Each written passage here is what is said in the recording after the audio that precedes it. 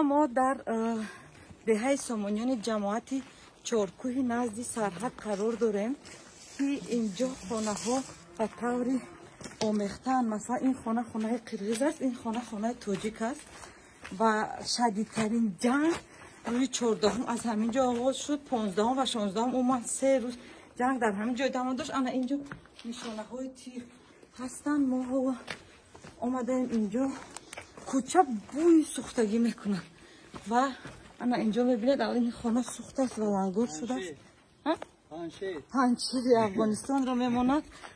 خب در اینجا 15 تا خانه سوختگی است که بیش از 15 خانه در این حالت ولنگور قرار دارد که ساکنانش در پیشروی تیرامو هستن و در کجا زندگی میکنن. دودها هنوز هم میبردن. اصلا کوچه خیلی کلان بوده، 1 کیلومتر است. ما راه گشته شدیم، بوی دود، بوی سوختگی میکنن.